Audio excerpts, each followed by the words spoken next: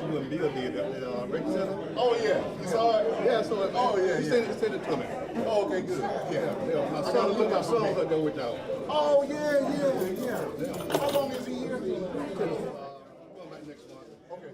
So I need to get with him, but Bill told me to make sure I got with him and get him some training, so I want to do that. Anything you can help. Okay. Appreciate it, man. Okay. Sounds good.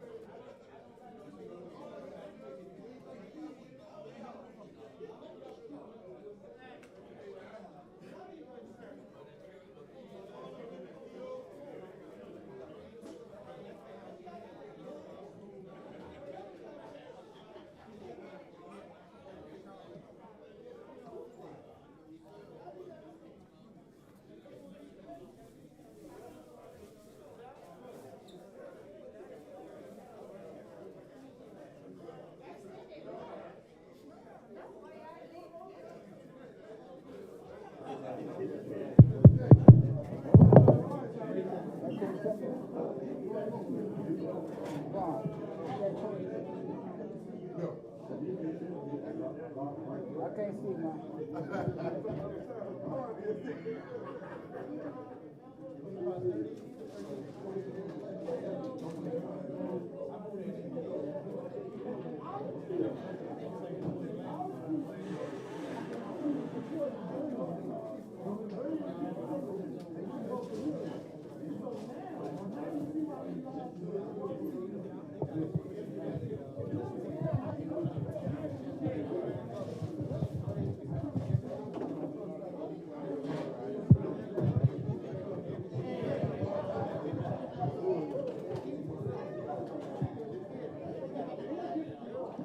If I may have your attention, folks.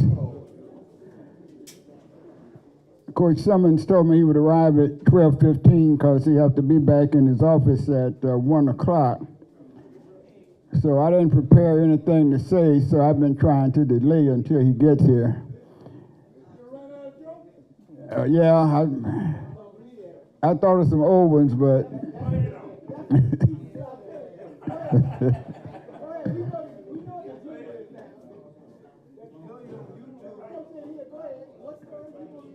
Boy, we on YouTube?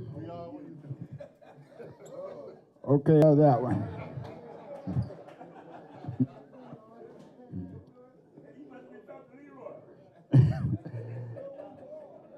You know, ever since I started trying to tell a funny story, Leroy been giving me one every week. And the first one he gave me was pretty good. But ever since then,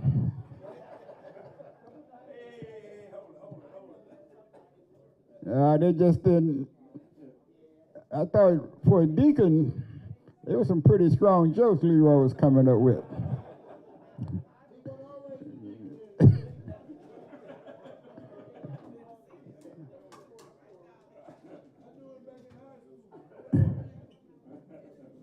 I'm happy to see Clayton Smith back. He had a knee operation, but his knee wasn't from, you know, most of us got our knee injuries from playing football. Clayton walked into a door.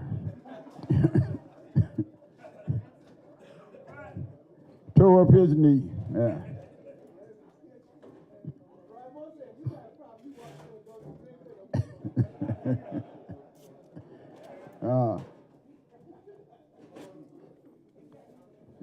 I was, Clayton boasted so much of his athletic prowess I don't understand people who do things like that.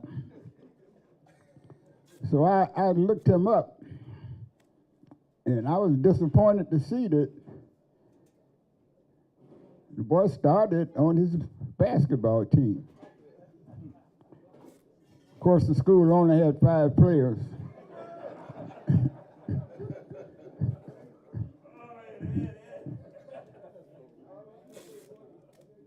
And then I don't know how many of you know, Clayton, you shouldn't have come today. Clayton, Clayton, I think for 10 years or more was director of ticket sales for the Charlotte Hornets. That's pretty big time stuff. 14 years. Oh.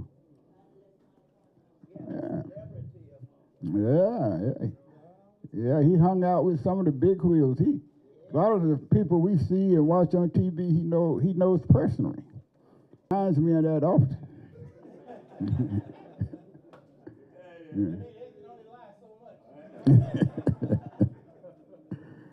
But we got a big week coming up next week, people. The cooling facility will be delivered Tuesday morning. And he says it takes about 3 hours to hook it up. Now they're bringing 3 coolant facilities. 3. They're bringing 1 to FAMU and 2 to FSU. Now FSU for the past 5 years has had 1. For some reason they're renting 2 this year. So they must be a pretty good investment. Yeah, just for 2 months. Just for 2 months. Just about all of the colleges rented for 2 months. Most of July, all of August, and some of September. Yeah, you can keep it for 12, but it'll cost you $185,000. And some pro teams have purchased some of these facilities, yes. But hopefully we'll be able to have one every year. I got to tell you this story. You people know how are there any lawyers in the room? Oh, we're on YouTube, aren't we? All right. Lawyers are good people. Very, very fine people. But we have to cover a lot of details and paperwork and rules and regulations and get so many papers filled and approved. And all of that is done. All of the money is in the FAMU Foundation and the FAMU Credit Union. As of today, we have Bill Woods, $13,950 in the FAMU Foundation, and we have a little more than $1,500 in the credit union that will make up the difference. So we're good to go. I talked to Paul 3 times yesterday. He had a kind of Zoom call with Coach Simmons. They discovered the location, and I'm not sure I got it right, but he said you go past the field house near the Perry Street, and that's where the 40-foot facility is going to be located. And the key for its location is where's the power coming from. And we've met with the power people at FAMU, Kendall Jones and his people, and it's all set. They have enough power. The university is taking care of their power. We don't have to do that. I turned in a W-9 form. Those of you who don't know what a W-9 form is, you can ask Bill Woods, because I tried to explain it, and I didn't do so well. But it's been turned in, so we're just good to go. What we've got to decide is how we're going to handle it next week. We're honoring George the Godfather Thompson, a long overdue acknowledgement of George's role. George was in World War II. He's either 94 or 95. And he was with Jake Gaither from the beginning. And that gives him a kind of special knighthood, so to speak, those of us who were with Jake. Only 2 of us left. I don't like to talk about that. Well, since you asked me.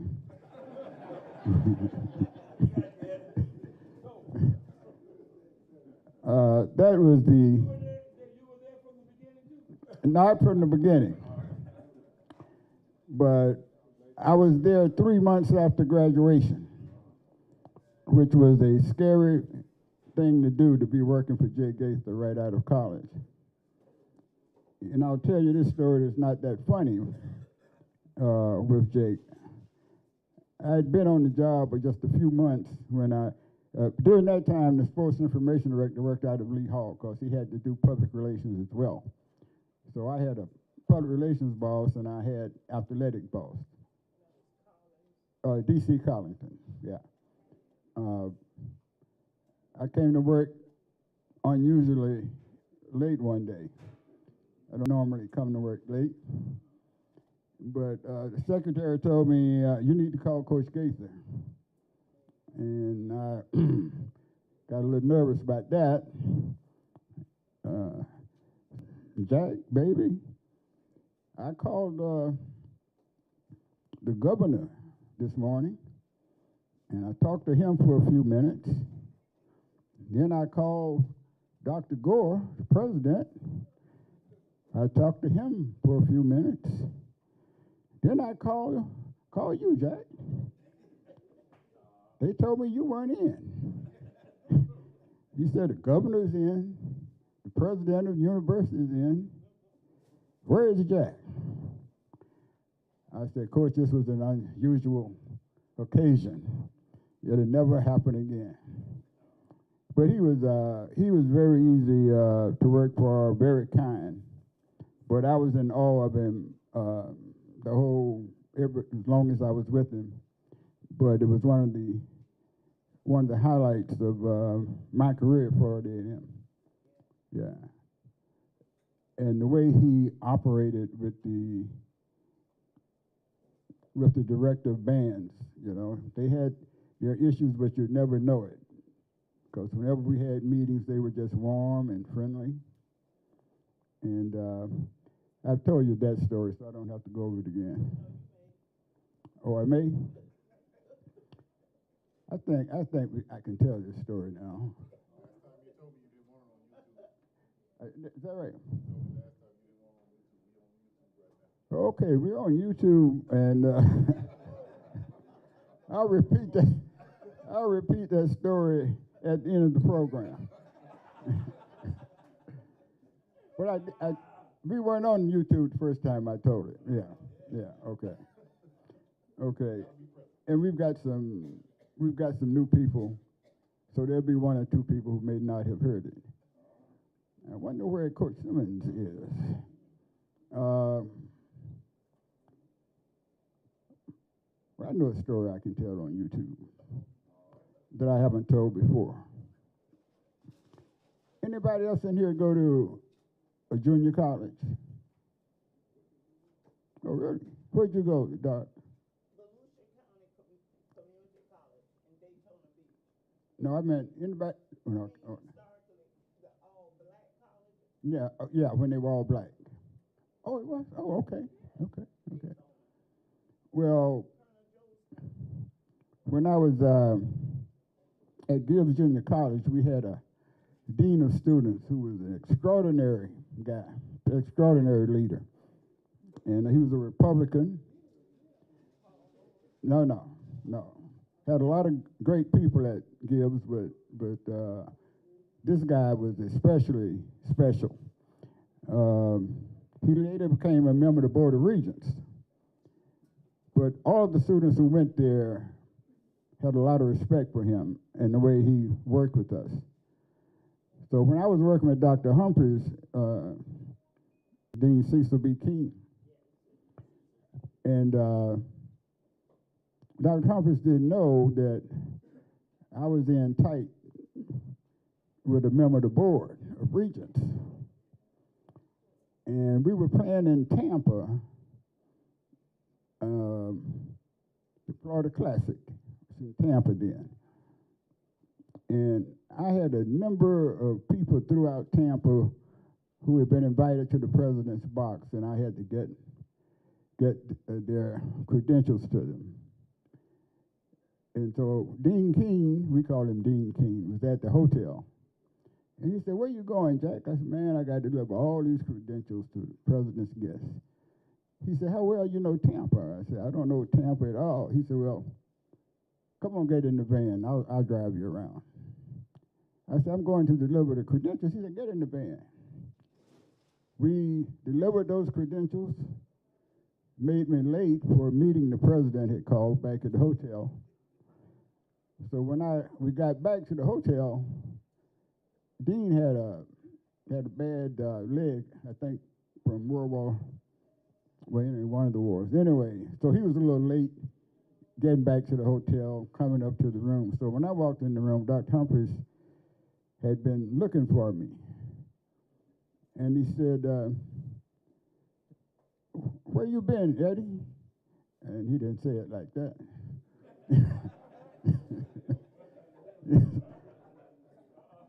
I said, I've been out delivering your credentials to your guests."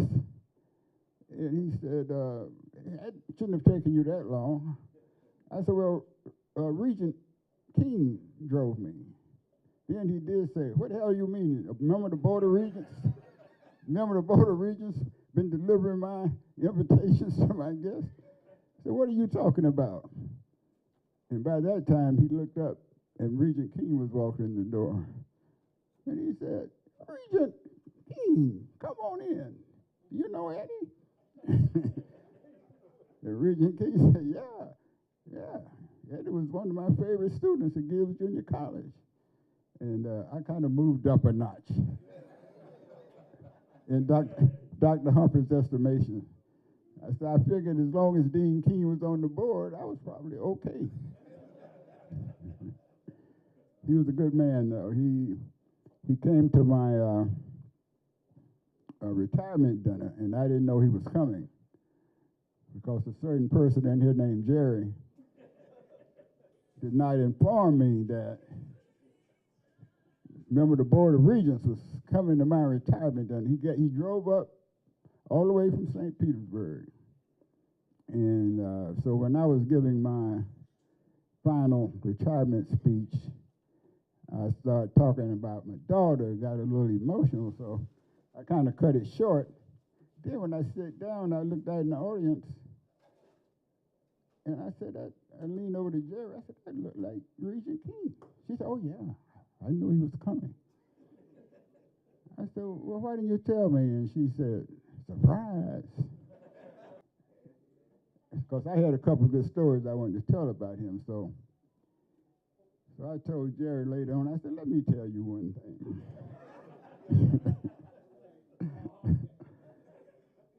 Anyway, I said, "Let me tell you one thing. I'm kind of glad you didn't tell me because I probably wanted to say something." Vaughn, you going to help me get out of this? You got something you want to say? Good man. Let me give Coach Simmons a call. All right. I don't know what they call this in showbiz. August 29th, the FAMU golf team will be competing in the Charlie Sifford Cup in Charlotte. We're one of 6 HBCU teams to play in that. First year of that for the PGA Tour, and obviously the PGA Tour got their hands full with the LIV Tour, so their outreach is going to be exponential. My latest special on HBCU Game Day, Marvin Green and I will discuss the PGA Tour versus the LIV Tour and what it might mean for HBCU players. There are over 600, Dr. Chipman was not exaggerating at all.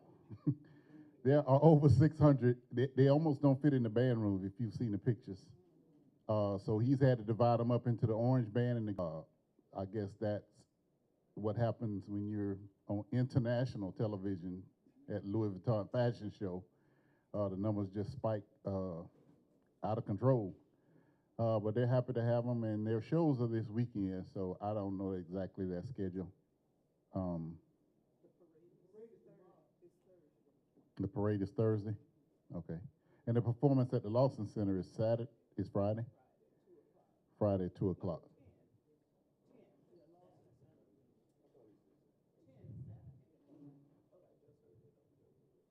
All right, so I would suggest you check your official schedule. It should be good, huh?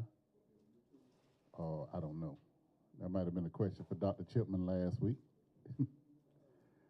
We did announce the Hall of Fame class here early last week, but they did come out this week, the Hall of Fame class, and all of that information is available. And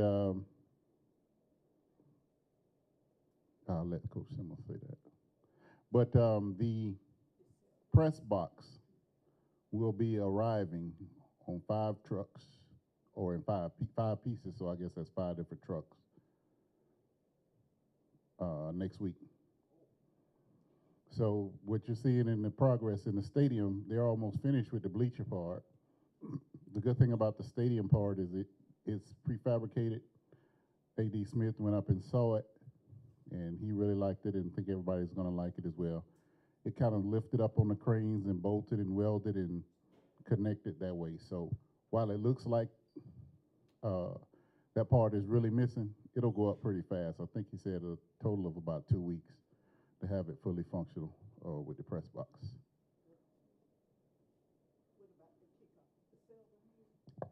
Mr. Cobb, the Rattler Boosters.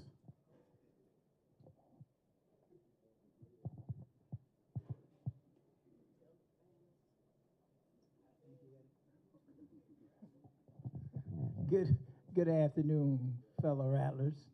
And I can say it is fellow boosters, because I think Dr. Thompson gave us the definition of a booster and a boaster.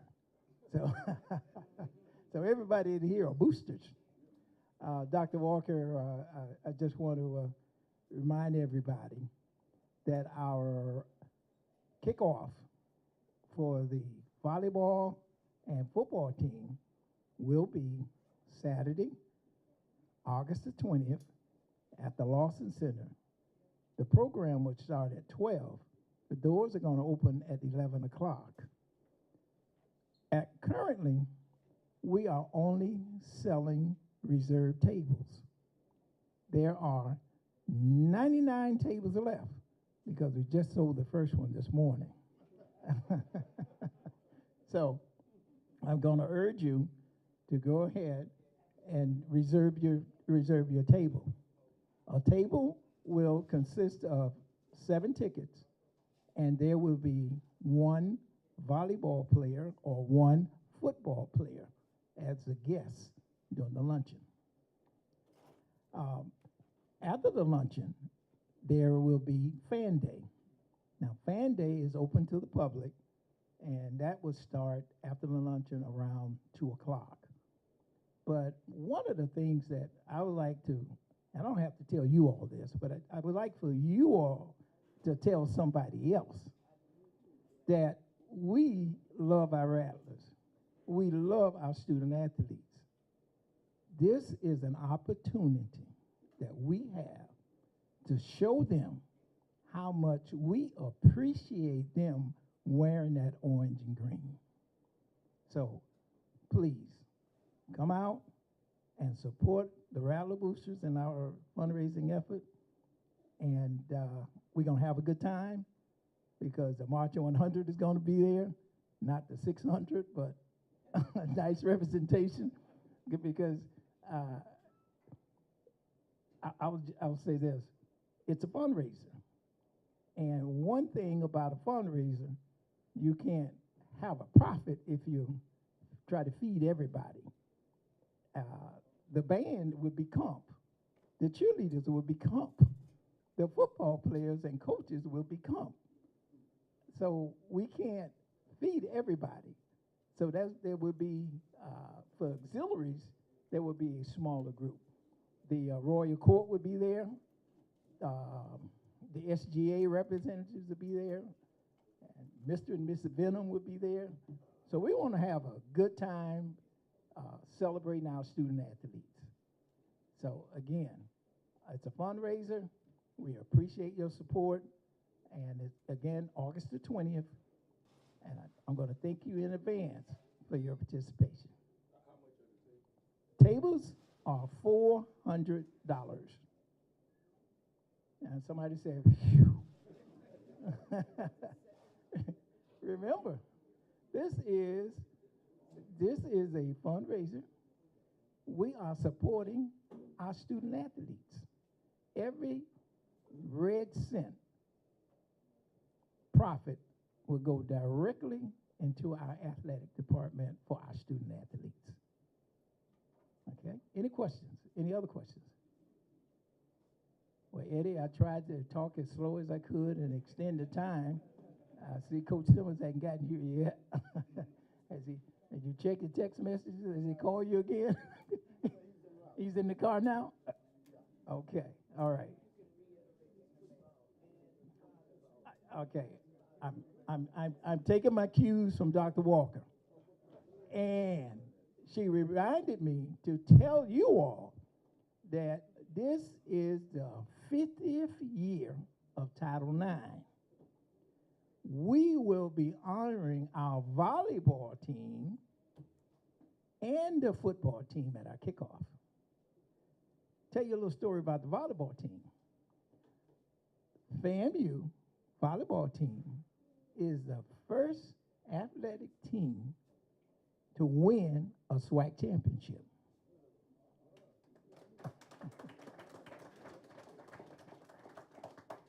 So Coach Gohan and his coaching staff and all of the volleyball players will be here as well. And you think about it, that's history. The first athletic team to earn a conference championship for SWAC, regardless of how many other championships come down. The first one was the FAMU women's volleyball team. So we're going to honor them, and this probably would be I think this is going to be the first time publicly that we've honored the volleyball team. Now, we've honored them here at 220, but in the city publicly, they haven't been honored. So we want to show them as much love as we have. Okay, any other questions? Okay, seeing none, I'm going to turn it back over to our, well, all board members of the Rattler Boosters, raise your hand. I won't ask you to stand, but just raise your hand and let everyone know that you can purchase tickets from everybody that got their hands raised. You pick any one of them, and they can you can get tickets from them.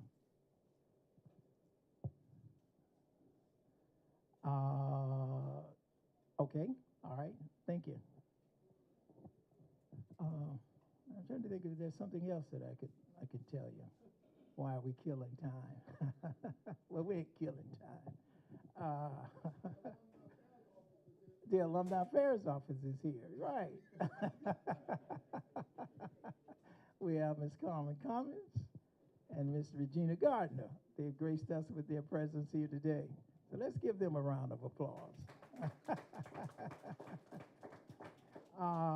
While I got the mic, I will like to mention that we have a guest here. He hadn't been with us in a while, and I hope you don't mind me calling him out. But he is probably one of our largest boosters, and when it comes to supporting athletics for FAMU. And that's Mr. Henry Gunn. Mr. Gunn hadn't been with us for a while, and I don't want to just call him out, but he deserves a round of applause. It's good to see you, Henry. And one of the things that I asked Henry was I said, well, Henry, have you been here since we moved from New Times? And Henry said, no, this is my first time. So you know how long it's been since Henry's been to a 220 quarterback club. Okay. Now I just saw the coach come in, and so at this time, I'm going to pass the mic over. I think we've spent enough time bailing Mr. Jackson out. So, so we all have eaten and we all have covered the waterfront. So at this time, I'm going to present the mic back to Mr. Jackson. Okay, I want to say one thing about golf. If there's ever been an easy game, I've never understood the attraction, because the ball is not moving. It just sits there. The hole doesn't move. It just sits there. All you have to do is hit the ball in the hole. The first time I tried it, the hole was about 50 yards out. I did a hole in one.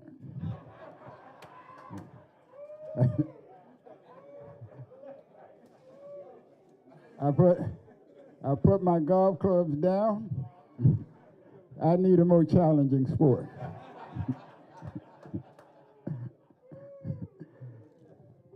But ladies and gentlemen, we are especially honored now because he hadn't been here in a few weeks, and you've been asking for him. You get tired of my jokes, Coach. But the head football coach at Florida A&M University, Coach Willie Simmons.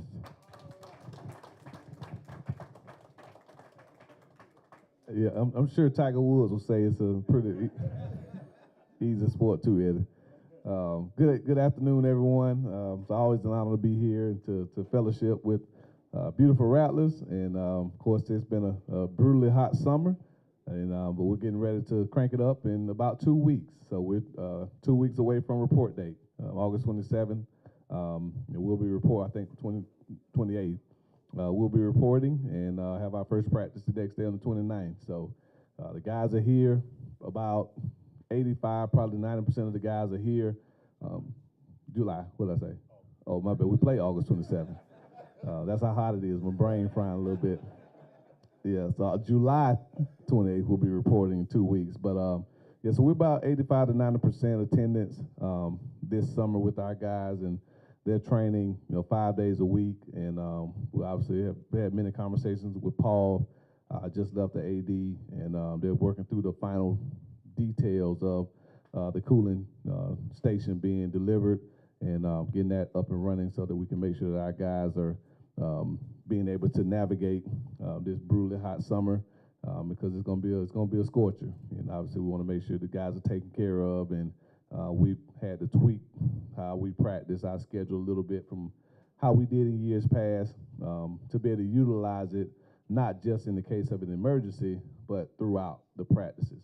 So we'll kind of be cycling guys in and out of it as we practice. And so I think we'll have a much better heat plan than we had last year, where Troy was sprinting down the Piggly Wiggly to buy all of Roy's popsicles to make sure that we can cool those guys down. So, but it's an exciting time. SWAC Media Day is next week, a week from today. So myself, Isaiah Land, Xavier Smith, A.D. Smith, and Josh Padilla will be up in Birmingham for SWAC Media Day. So all 12 teams, of course, 2 representatives from each team will be there with all the media. And it's kind of the kickoff for the season. So we'll be excited about that starting next week. And then we'll be reporting shortly thereafter. So definitely want to come and, of course, give an update, but also answer questions that you guys, of course, have about the season, about some of the things that have come down the pike over the last, few weeks since I've been here. So just want to give you guys a quick update, and we'll open the floor for questions.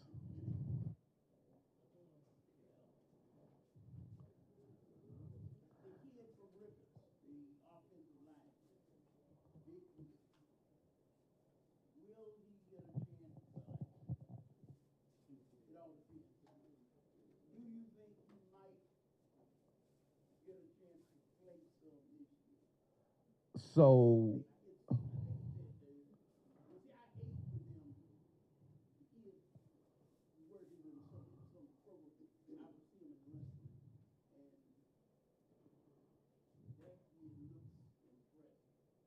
well, if you're talking about the same young man, I think you are. He's not officially enrolled yet, so can't comment on someone who's not currently on the roster.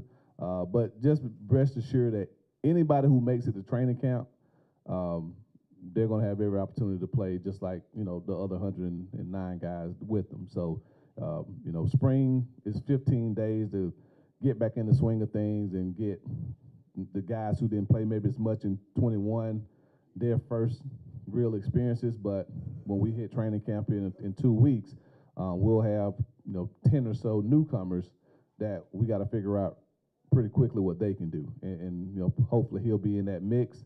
And but again, we're still building our roster out, building our depth chart. You always say no position is solidified. Obviously, unless they reincarnate Lawrence Taylor, Isaiah Land's position is probably solidified.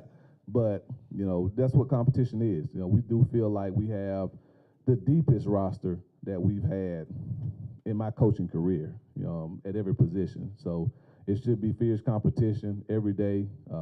Looking forward to seeing those guys get out there and get after it. But we should have a very, very deep, talented football team, and all those guys will have a chance to come in and compete for a starting job.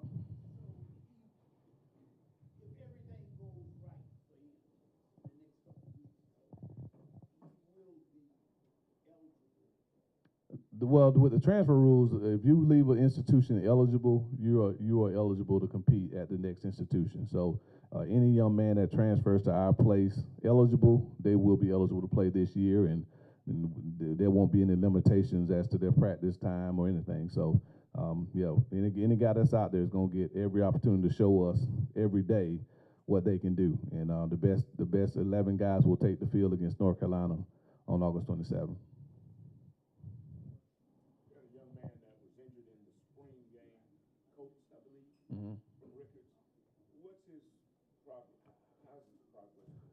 Right, so Coach had surgery shortly after the spring game. Unfortunately, the injury he had, a torn patella tendon, is about a 9-month recovery. And so don't anticipate having him this season, but he will get the medical red shirt and be able to return for next year. But again, you never know, though. I've seen guys come back from ACLs in 2-3 months.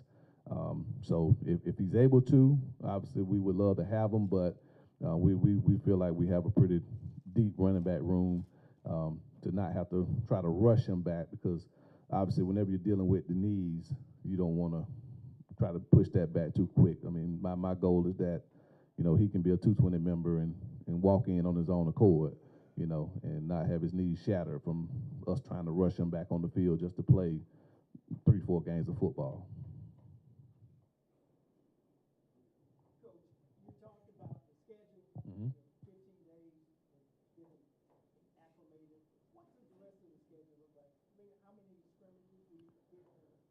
Yeah, so the NCAA changed the fall training camp schedule last year. We used to be able to have 3 scrimmages before the season. They reduced that to 2. So we can only have 2 controlled scrimmages. A scrimmage to the NCAA is considered anything where more than 50% of your practice is devoted to tackling. So we'll have 2 of those where we'll have quote-unquote scrimmage type situations where it's live tackling. The first one will be here at Bragg. The second one, we'll go back to doing what we've done in the past, and we'll take the team over to Quincy and have a scrimmage over at my old high school and do a book drive right before they start school up over there in Gadsden County. So we'll have those 2 scrimmages, and then the other, we get 5 days of what they call acclimatization, which is the first 2 days, all you can wear is headgear, helmets. The next 2 days, you can wear helmets and shoulder pads, and then the 5th day is the first day you can actually put on full pads. But even then, we probably won't live tackle to the ground. People have kind of gotten away from tackling in practices. You just don't want to run the risk of bodies hitting the ground that much.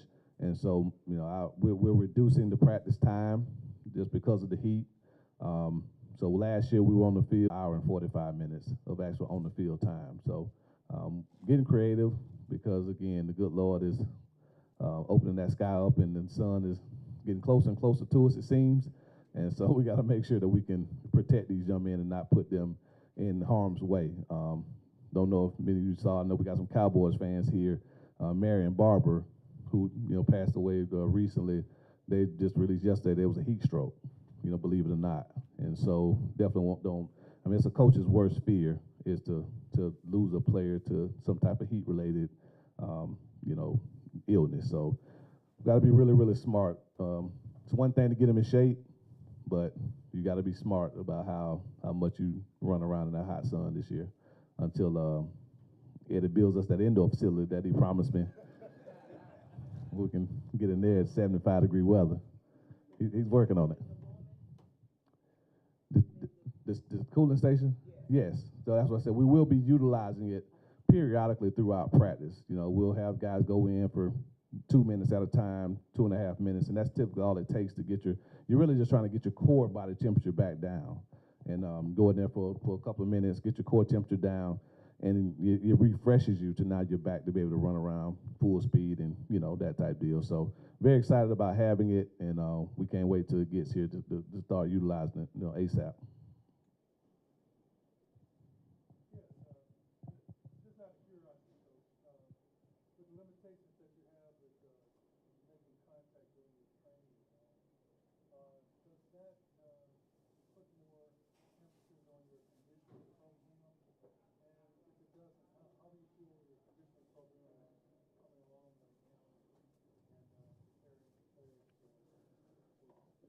Yeah, that's a great question.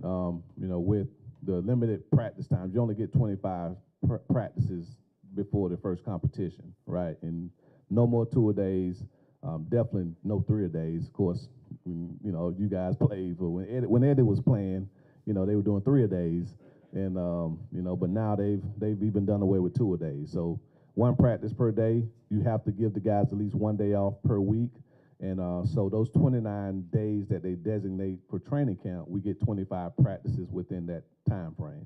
And so it's imperative that our summer conditioning programs, and that's why we were so adamant about having all of our guys here, being able to train, being able to condition, lift weights, so that they are acclimated, because as you can imagine, it's going to be pretty difficult to make sure that you're in game condition in 25 days. It takes pretty good amount of time to get our guys conditioned and ready to play 4 quarters of football.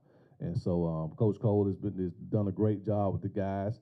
But again, that's why they call it acclimatization. You got to get acclimated to putting those pads on, being out there in that sun and running around straight for 2 hours. So we as strategic as we can. But like I tell our guys, if it was something that everyone else didn't have to go through as well, then it would be an excuse. But 130 FCS programs have the same 20-hour rules, same 25 practices that we have. So we're all trying to figure it out, So, but again, the team that's the best condition will probably have the best chance to be successful on game day.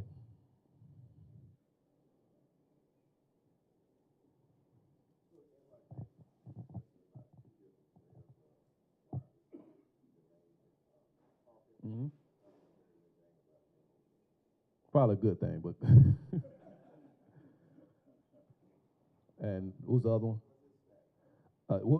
Give me both of them, and I'll.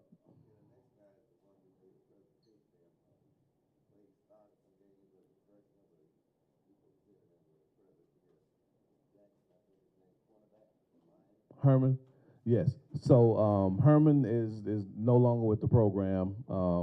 Just between injuries and academics, he just really didn't get it done. So he entered the transfer portal a couple of weeks ago. Unfortunate for him, he just string of injuries. I mean, he's been hurt every year since his freshman year with major injuries, ACL, broken hip. I mean, he's had a go. So mentally, a lot of injury is one of the toughest things to come back from mentally. When you grow up, especially in Miami, where football is everything to those guys. You come to a place like FAMU, and your mindset you're gonna play football for the Rattlers. He's a legacy kid. Granddad played here, and for 3 years he cannot play football. So it's really been tough on him, you know, academically. So he's gonna try his hat maybe at a smaller level, Division II NAIA, where academically he can get caught up. So, you know, he's no longer with us. And then Jermaine is progressing. Of course, he tore his ACL this spring, in the first spring practice. And so he's in month 4 or so of recovery. And ACLs nowadays are anywhere from 7 months to a year. So there's a small chance we may get him back at some point this season. We'll see, you know. But he did well in the classroom, you know. That's the good thing, because that was one of the concerns with him. But he actually did get it done academically, and hopefully he'll continue to progress and rehab. You know, Jermaine's just the young kid that you gotta keep your thumb on, right? You know, he's just that typical guy that, you know, you gotta kind of, you know, hold his hand and make sure that he's getting where he needs to be. So if he can figure it out, he's got NFL talent. He's a big time talent as a wide receiver. But you know, we'll keep pushing him along. Overall, Coach, how is the team's academic average? So we're you know, obviously everyone, you know, saw the APR report that came out a month or so ago, and we're well aware. We knew what we knew before it, you know, hit, so it didn't catch us off guard. We saw what was happening. So when COVID hit, the NCAA basically gave us a 2-year reprieve and said there will be no penalties administered for APR for 2 years. So talking to former AD Gaucher, kind of seeing the landscape of what we were as a program, you know, we kind of made a decision to quote unquote cut our losses. And so we knew there were going to be some guys that were going to be borderline, kind of on the fringe. And so my philosophy as a head coach has really been more about saving young men, you know, giving them that extra opportunity, as opposed to most other coaches that the first sign that you're not getting it done academically, they kind of cut their losses early, you know. So APR is a rolling ratio. So as long as you're in school on aid, you're getting, you know, hit with APR points. So if you keep a guy in school, like the gentleman we talked about before, and he's not quite getting it done yet, you can potentially lose some APR points over the years. But my goal was to stay in there with them and hopefully get them across the finish line. Whether they played another down or not for the Rattlers wasn't my concern. Being able to provide them an opportunity to get a quality education from the best institution around is what my goal was. So that's just where, as a head coach, as a leader of men, that I have to have that conversation with my leadership, the AD, the president, the provost, and all those involved, our constituents, to make sure that we're all on the same plan. Because what's the end goal? Is it to have the highest APR in the conference, or is it to provide certain opportunities for these young men to have a second chance at a great education? And so we're talking through those now. It's going to get better. We have had a commitment from our administration to provide more resources. You know, FAMU's in a very, very unique place when it comes to our academics across the board, right? We are in this push, rightfully so, to be a top 100 public institution, right? Well, what does that mean? That means attracting a higher caliber of academic student coming out of high school. So a vast majority of our students coming into FAMU are coming from college prep institutions. Well, the reality of it is the vast majority of the guys that we recruit and sign are not coming from those same institutions. They're coming from Title I schools. That's just the reality, right? And so and I'm not gonna call out, I call my own. If you come from Gadsden County High School, you are gonna probably struggle your first semester at FAMU because you are not in a high school that is been known for preparing you. Everybody talks about Willie Simmons graduated college in 3 years, right? My freshman year at college, I was like, I am about to flunk out of Clemson University because I have no idea how to study, and this biology class is about to kill me. So I had to teach myself for the first time in my life how to study. And luckily, I was able to do so and pass the class. But that's what we're running into. So we're kind of at a pivotal point within our athletic and academic metrics to decide, okay, where are we going to go, right? Because the emphasis is making sure that our APR is near 1,000. Well, probably not going to be able to get many kids from the south side of town, right? I start getting them from the private schools, well, they don't really always run as fast and jump as high and throw as far as some of those other guys. And so it's a strategic plan that we have to have in place. It puts a lot more emphasis on us as coaches to do more monitoring, but it also requires a commitment from our administration to provide maybe some of the resources that we did have years ago when we did bring in a lot of kids from the south side of town to attend FAMU, back when I was coming out, right? Because when I came in 2003, that team that Billy Joe had put together, wasn't a whole lot of Rhodes Scholars on that particular football team, right? And I love Coach Joe, but right? So but there was no APR back then. There was no such thing as APR during those times. So it's a larger conversation, right? Anybody can look at it and say, okay, hey, APR is this, that, and the third. That's only a small part of the big picture, right? We really have to decide what our commitment is going to be an academic institution, right, and a top flight athletic institution in our revenue generating sports.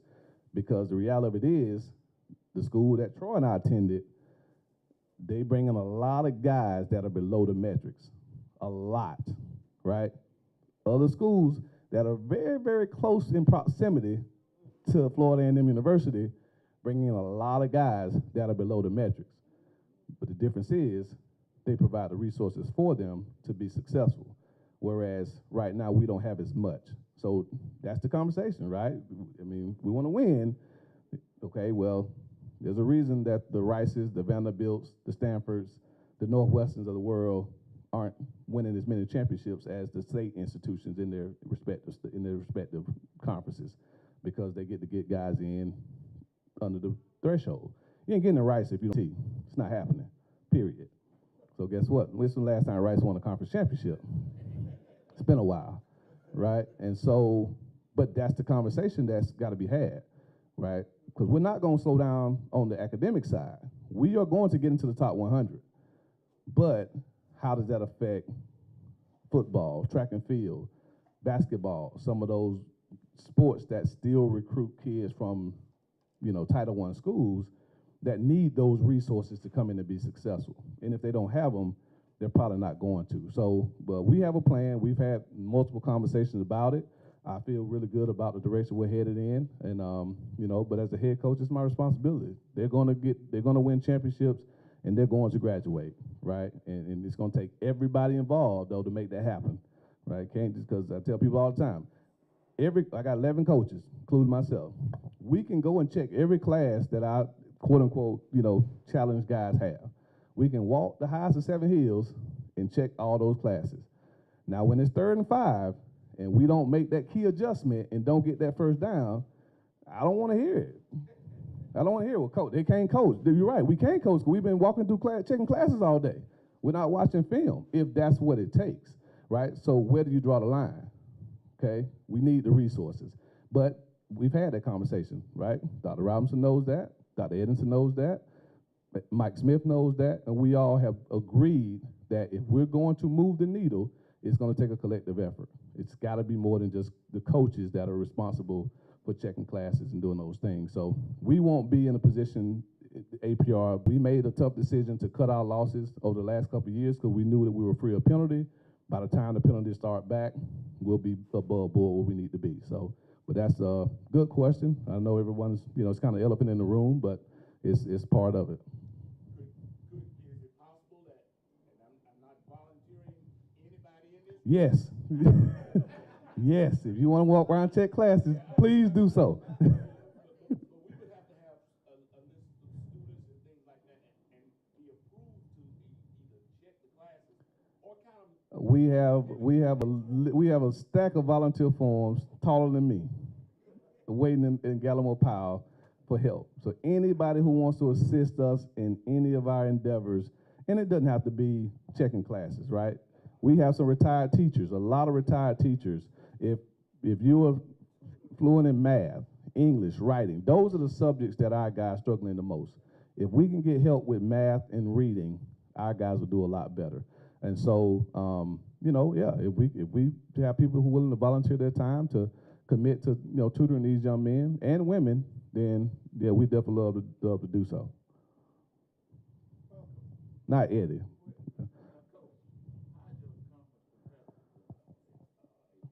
Well, it's a report, so you can see everywhere every school is. I think, I'm not sure off the top of my head. I know there were 3 schools that were below the threshold, 2 others along with us. The rest of them were all above it, you know, so but there's no other school in the SWAC like FAMU, not one.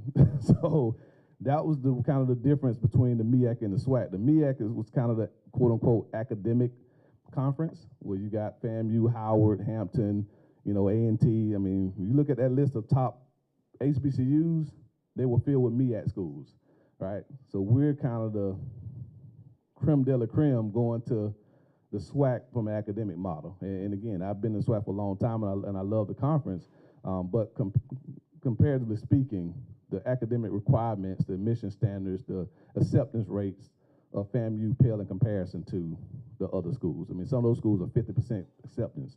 We're less than 20, right? I mean, 1 out of every 5 kids that applies to FAM gets in, and that's the top in, I think, in all the HBCUs. So we're very selective, and trust me, we write over half the guys that come in, we're writing letters for because they're not meeting those high standards. You gotta have a 22 to get acceptance in the FAMU, right? So just think about it. Eddie, would you have gotten a FAMU? With a 22 ACT score, I mean, that's a really, really good ACT score. The average GPA is a 3.9 for the freshman class this year. And that's a slight dip from the 3.99 it was the year before, right? So, I mean, you're talking about competitive. FAMU's a special place. Like, my whole family graduated from FAMU, but my Uncle Tony would have got in because he's a genius. He and my Aunt Melanie, they would have got in. They were engineers, but I think my mom would have got in. She was really smart too. But the rest of them, yeah, they would have got denied.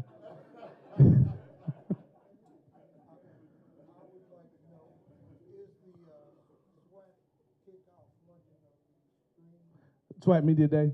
Yes, I think it is streamed. I'll double check that. Maybe ESPN3 or something like that. They usually try to stream it. Yeah, I'll double check and find out. I'll get that information to Eddie today. Yes, sir. The more the merrier.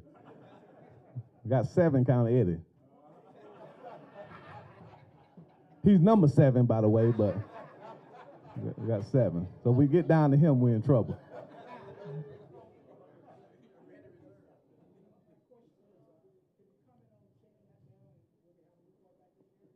Well, again, the job is the best, like I said, when we take the field on August 27th, the best 11 players will take the field, right? They got 25 days to show us who that guy is, okay? I can name a starter today, but why? For what? We're not playing the game for another 2 months. So we're going to give those guys every opportunity every day to compete for that job. I will say this. I mean, you know, the expectation here, the standard here is through the roof. We all know that, okay? And Rashawn has had to live up to that standard, you know, that's been set before him by Ryan Stanley, Quinn Gray, Pat Bonner, you know, Albert Chester, Ken Riley, I mean, you name it. Like, we can, you know, arguably be, you know, Eddie Jackson. I mean, we can arguably quarterback you. But all that young man did was, you know, throw 22 touchdowns, 5 interceptions, and break the worst streak that any of us have endured, right? So, I mean, it ain't gonna be easy to unseat Rashawn McKay at quarterback. I mean, now, you know, is he the prettiest guy to watch on the field all the time? No, he's not. But the toughness that he exhibits and exudes, you can't buy. I would put that kid's toughness up against any football player in America. So at that position, you got to have that. You got to have a warrior back there, and that kid's a warrior. You know, so are there guys that maybe have more arm talent on the roster than Rashawn? Yeah, I think so.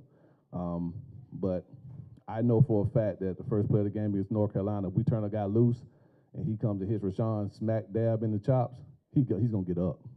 Because I've seen him do it all season last year, right? I can't say that about the other guys. Not saying they won't, but I hadn't seen it. And that says a lot. Those guys on that team know that if he's in the game, they got a warrior back there with them. And as a football player, that's what you want from your quarterback. So it's going to be a heated battle, a heated competition, but he ain't going to walk away from that job easy. You're going to have to go in there every day and be pretty darn good to unseat number 17. And if he's the guy, I feel really good about our chances.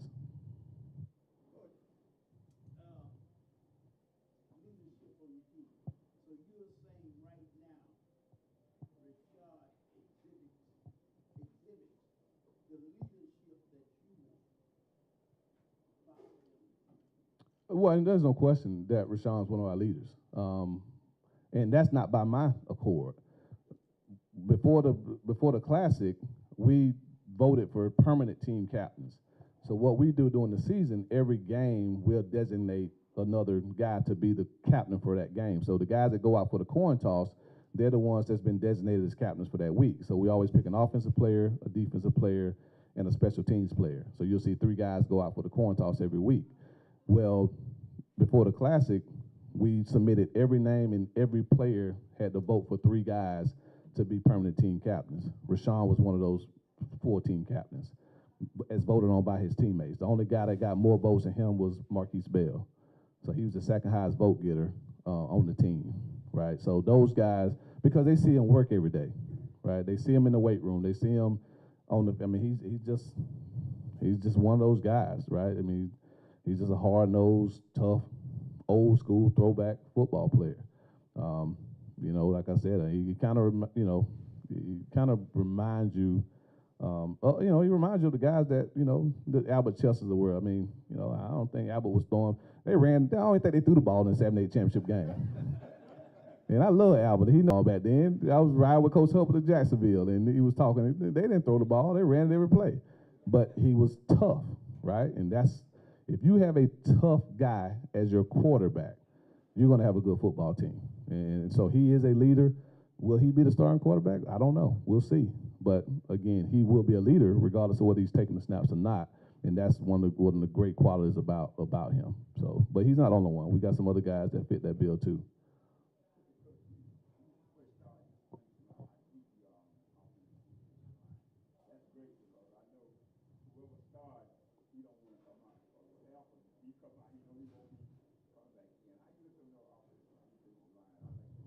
Well, defensive line, we're as deep as we were last year. We only lost Savion off the defense. Well, Savion and Deontay Williams, but we've added James Ash, who's a transfer from Wake Forest, Tampa kid out of Chamberlain High School, and he puts you in that mindset of Savion. The only difference is skin tone's completely different, Savion is on the like my wife, like I tell you, he's on the high yellow side. And James Ash ain't worried about the sun, just put it that way. He's 6'3", 285 pounds, can play inside, outside. I mean, he's going to be a terror. And then and we have a guy that we're waiting on word from admissions. If he gets in, he's another in-state kid, 4-year transfer. And he's going to be another edge guy to add. And then we added Dre Jones, who transferred to us from Abilene Christian, who went through the spring. So we're 4 deep across the board on the defensive line, right? And so it's any offensive line we'll go against in the SWAC is going to have their hands full. Offensive line-wise, we're still waiting on a couple guys to decide whether they're coming. We just got a huge commitment last week, Tariq Bateman's a tackle from Troy, big 6'7", 310-pound tackle out of Troy. We have two other guys. One that we think we're going to hear from in another day. Boss tried to let the cat out the bag, but hopefully we'll get a word on that the next day or so. And then we still got two more spots left, and we got some really good prospects on deck that we're waiting to hear from. So if we can get all four, I mean it will be really good on the offensive line. That's really the only. It's not a question mark, but that's the only position now that we don't have the depth that we do at the other spots. We have the talent, but we don't have as much depth up front as we do at quarterback, wide receiver, running back, D-line, linebacker, secondary, tight end. Everywhere else, if we get down to the third guy at any position, we've still got some really good players. Offensive line, we probably can't say that just yet. We're probably too deep up front. We like to be 3 deep. But everywhere else, when we're down to the third defensive lineman, he could start for probably 9 of the teams in the SWAC when we're to the third defensive lineman. And so, yeah, we've done a really good job of recruiting and bringing in some top-tier talent. This is not on you, Coach, but back to the academic part. We really, in my role as a student fan now, I have the unfortunate task of just telling so many students that, like you said, they can't come stand because they don't have credentials. We have to begin to make sure that in every high school curriculum, they have college curriculum. We just have too many black kids that are not college ready. And I'm really on the university that we've got lab school. The Family Howard to be the school in this big thin area where parents are saying that kids are college ready. But like I said, it's not on you, but we have to begin to make sure that kids come to you more ready than they are now because black kids are just not college ready. Not enough of them, sorry. No, I think you're spot on. I think the issue that many of those schools are facing is they're trying to get kids graduated. Like the emphasis is graduation rates, right? Gadsden County is worried about getting kids graduated from high school. Yes, it would be great if all of them could go to college, but the vast majority of kids in Gadsden County aren't going to go to college. They're going to go get a trade and become a carpenter, become AC guy, which I need, by the way. We get somebody to come work on my AC in my office. That would be nice. But right. And so, and those are great professions, right? I mean, every kid is not, college material, so to speak. So that's I think that's the challenge that many of the Title I schools, the small county schools like Gadsden County are facing. Yes. How do you serve both? How do you serve that kid that you're just trying to make sure that they can graduate from high school and go on and get a trade and go be successful? Because so many of them, I started at Shanks High School in 1996 with 404 in my class. We graduated with 198. Over half the kids that came into Shanks with me did not graduate with me, right? So we're just trying to get them graduated. And that's the problem that I think a lot of them are facing. So, but then you also want to serve the ones who are aspiring to go to college. What type of curriculum or programs do you have in place that can do that? And that's a conversation that my wife wants to have with the principal at Gadsden County, because what's happening is we're losing a lot of our kids to college prep schools, right? Selvin knows it, and Gadsden County people know a lot of our best and brightest are leaving the district to come to school in Tallahassee because the schools are, quote unquote, preparing them better. So there's way more questions than answers. But here's my response when they told me, I said, okay, how many students can you take? And when you take the San United, said 7. I said, okay, then have a curriculum for at least 300 or 400 for college ready, and then the others. You don't take all of them that ain't on there. Well, they used to. They used to have a gifted program. Well, they don't have that anymore. They took the gifted program out of schools. I don't know why, but they did. So there's no distinction, right? The high achieving kids are in school with the low achieving kids, right? They're in the same classroom. And so I would hate to be a high school teacher today because I got to find a way, and now we do it as coaches, right? We got to find a way to coach that kid that knows every play the first time you give it to him, but also coach that kid that is going to take walkthrough meetings, pen and paper, all that for him to get it, right? And we got to get that person ready to play. So it's kind of the same, but the education is a challenge across America.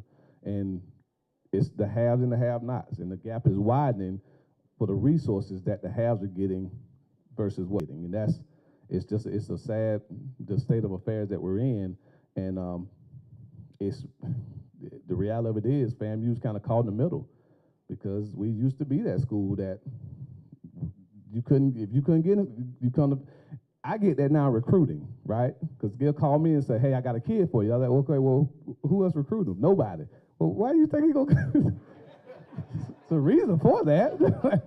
We're not the school, we're not, but a long time ago, that's kind of what it was, right? If, you could get in FAMU if you didn't necessarily have the ACT or SAT score.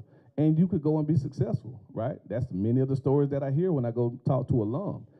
That ain't really the case anymore, because we're so competitive and we're so hell-bent on making this metrics. It's a... And we don't have to get help. We can get college professors to teach them. I would hope so. But we get it done. That's my polar kind of needs it. Seriously, it's a sad state of affairs in Gadsden County right now. Just to keep our top achieving kids, to get them college ready, and because again, we don't want to see kids continue to come to college and not be able to make it, right? So the junior college system is a great system that they put in place. The problem is the state of Florida doesn't have junior college football.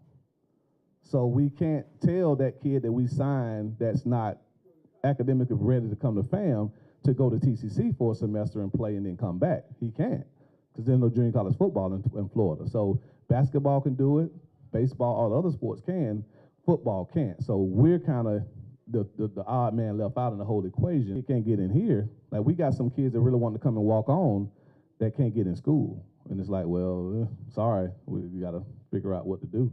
And it's just so yeah, it's a lot that goes into it. So yeah, but no, it's a great concern.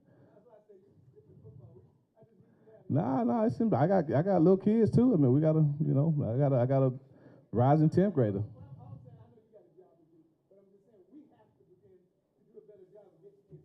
Yeah, I think it's gonna take all of us though, right? To volunteer and to do those, test prep, and standardized tests is still a thing in Florida, right? We're the only state that's really still requiring standardized tests.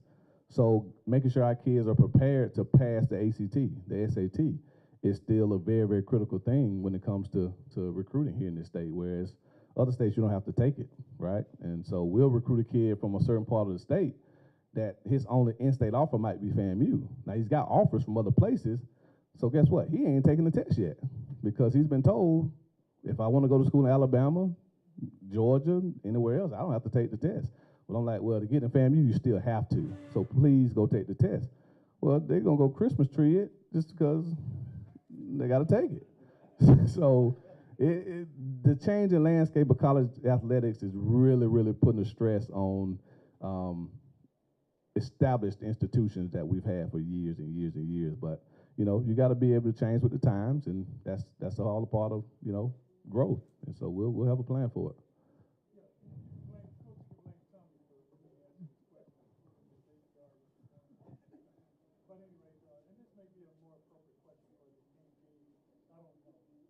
Regarding the resources needed to help address the ATR issue, and I believe in looking at solutions as opposed to criticism.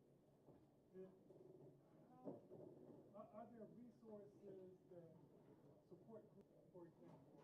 I know in some other schools, to ensure that they don't get an ATR issue, they may have tutors that are funded by the athletic program.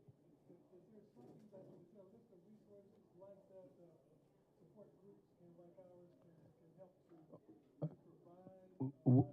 Right. So you said the key word, right? The key word in everything you said was funding. That's what it boils down to. It's a funding issue, right? We are a low resource athletic institution. So we have to decide where we prioritize the dollars that we get to operate, right? We have to operate. We have to be able to travel. We have to be able to pay scholarships, pay coaches, you know, do get uniforms, the basic things it takes to run an athletics program. We have to raise money just to do those. I was talking to the AD at Jackson State last night, Ashley Robinson, who great friend of mine, gave me my first job. And he said, Coach, I have to raise $3 million just to operate at Jackson State. Just to operate, not to get anything extra, but just to be able to field our 16 sports. I have to go out and raise $3 million.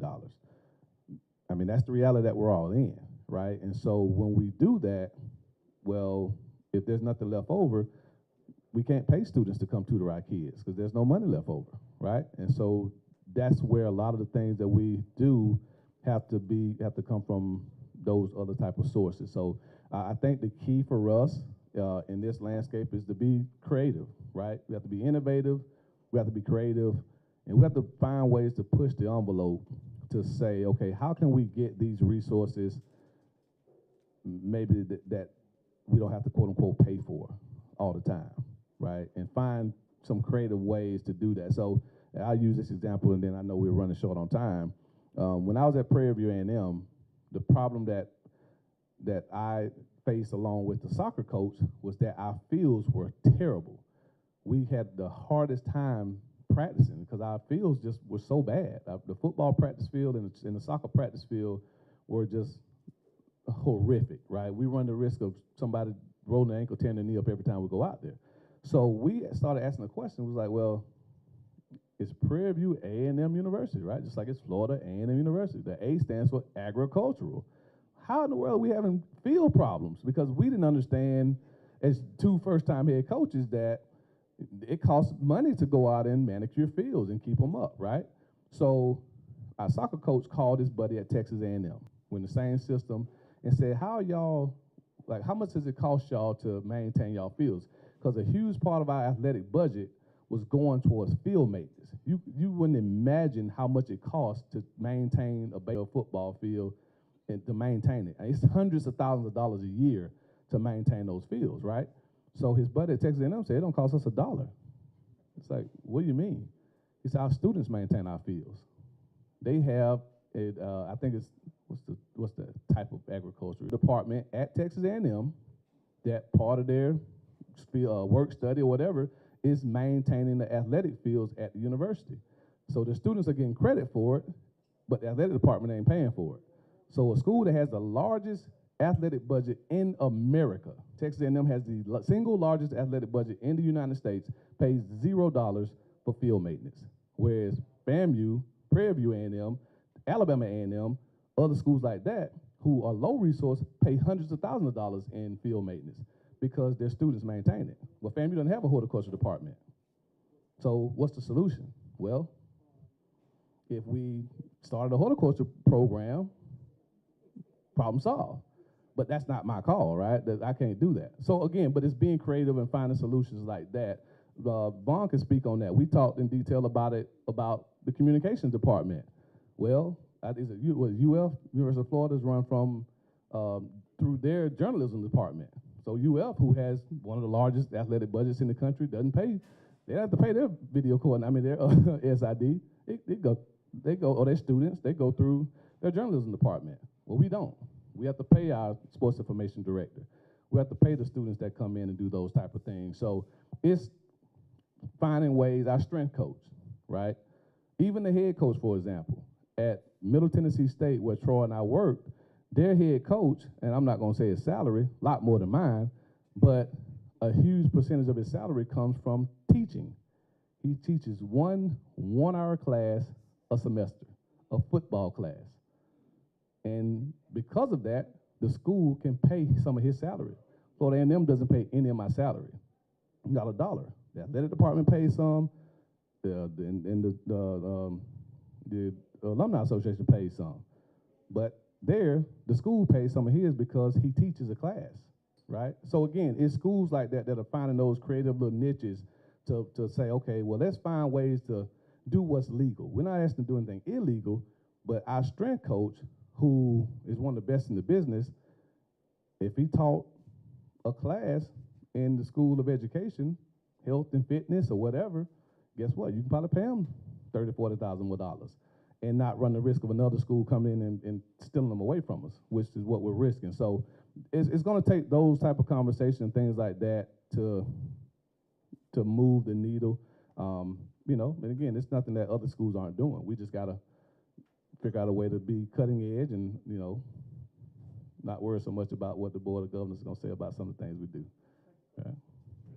Hey, I understand Texas A&M getting it maintained for free, but so what about the other HBCUs with ag programs? Do they pay or what? Yeah, I mean, most of us are paying through the athletic department. Yeah. Maintain the field. Yes. Yeah. Or they're doing like Jay Hobson did at Alcorn, they jumping on the lawnmower and lining the fields themselves. Because that's what Jay Hobson did when we were at Alcorn State. That's what Jamie Shoup does, our baseball team. He goes out there and lines the field. I just met with my AD, and if he can't get it worked out in the next couple of days for whoever to come out there and cut the grass around the stadium, he's gonna get on his zero turn and get out there and cut it. You know, and that's where a lot of us are. Deion Sanders got out there and cut his grass this spring. I mean, it's part of it. And that's what the athletic director that we had before Gaucher, Mm-hmm. he came and explained to us that the university did not maintain the athletic fields and buildings. They had to do it themselves. Right. And that, what was his name? Overton. Overton. Mm-hmm. We know went out there with buckets and claws and cleaned the stadium and the sidewalks and all. Right. So that ain't nothing new.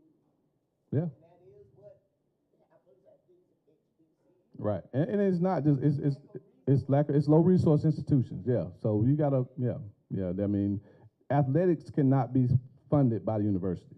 So the university cannot come over and fix my AC that's currently out. That's why I'm sweating.